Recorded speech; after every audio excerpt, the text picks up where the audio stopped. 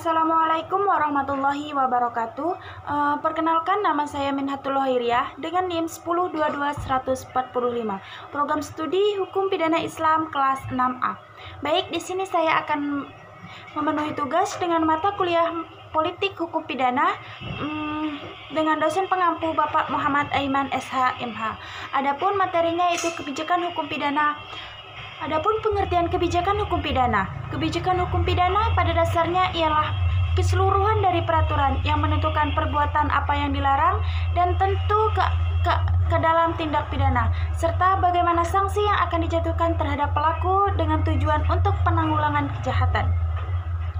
Secara teori, banyak doktrin yang dikemukakan oleh para ahli terkait dengan pengertian kebijakan hukum pidana. Menurut para ahli, salah satunya adalah Bardanawawi.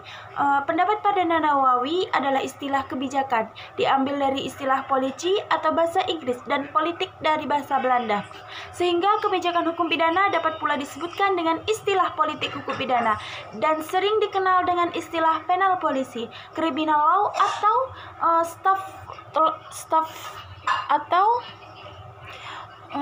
Staffridge politik.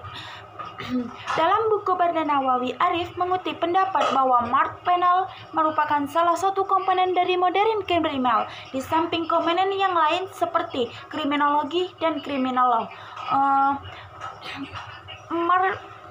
Mark berpendapat bahwa penal policy adalah suatu ilmu yang memiliki tujuan praktik untuk memungkinkan peraturan hukum positif dirumuskan secara lebih baik dan untuk memberikan pedoman tidak hanya kepada pembuat undang-undang tetapi juga kepada pengadilan yang menerapkan undang-undang dan juga kepada para penyelenggara dan pelaksana putusan pengadilan.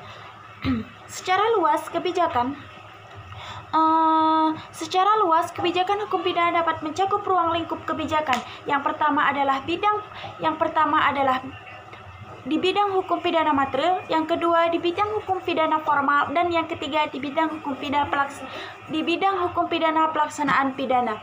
Adapun faktor-faktor yang menunjang kebijakan hukum pidana yaitu penegakan hukum, kedamaian dalam pergaulan hidup. Secara konseptual, penegak hukum menurut Sarjana Swekanto adalah kegiatan menyarasikakan hubungan, nilai-nilai dan terjabarkan di dalam kaidah-kaidah yang mantap dan mengejawantah dan sikap tindak sebagai rangkaian penjabaran nilai tahap akhir untuk menciptakan dan memelihara dan mempertahankan kedamaian dalam pergaulan.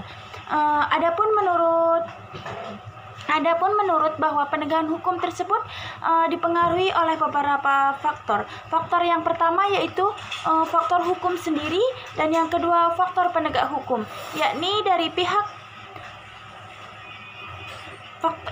faktor penegak hukum, yakni dari pihak yang membentuk maupun menerapkan hukum. Yang ketiga yaitu faktor sarana dan fasilitas pendukung penegak hukum. Dan keempat, faktor masyarakat, yakni lingkungan di mana hukum tersebut berlaku atau diterapkan. Sedangkan yang kelima, faktor kebudayaan, yakni hasil karya dari masyarakat, cipta dan rasa yang didasarkan pada karsa manusia di dalam pergaulan hidup. Berdasarkan hal di atas, maka dapat disimpulkan bahwa jaminan adanya keadilan dan kepastian hukum dapat penegakan hukum atau law enforcement dan pelaksanaan dengan baik harus memenuhi ketiga syarat.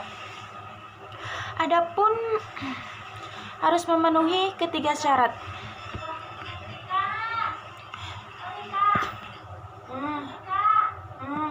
Hukum.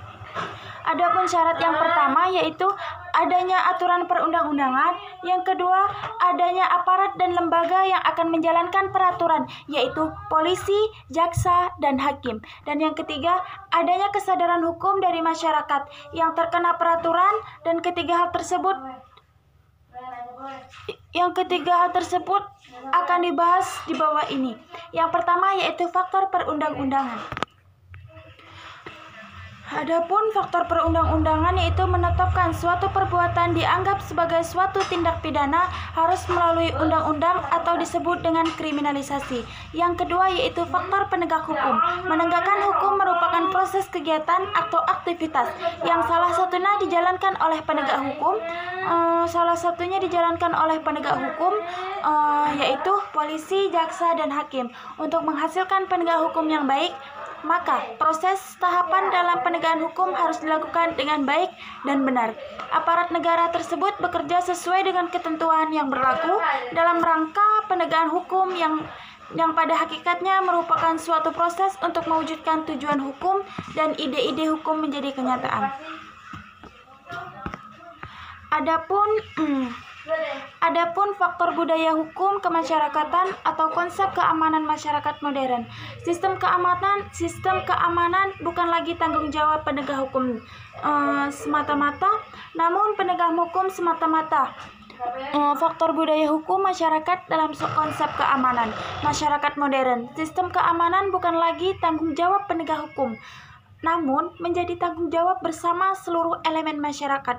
Dalam pandangan konsep ini, masyarakat di samping sebagai objek juga sebagai subjek.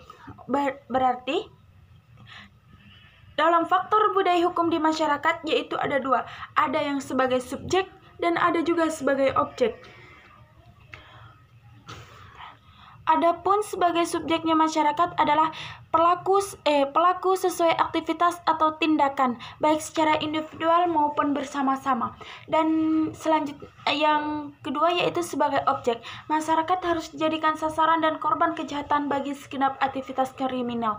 Maksud di sini adalah siapa yang berbuat salah, siapa yang melakukan kejahatan maka harus dihukum dengan ketentuan undang-undang yang berlaku.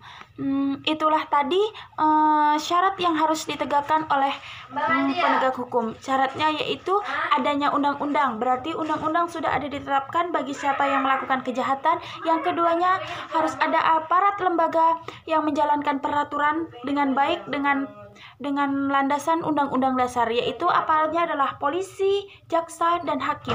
Dan ketiga, harus adanya kesadaran hukum dari masyarakat. Masyarakat harus mengetahui bahwa ada peraturan-peraturan yang harus dijalankan dan harus ditaati.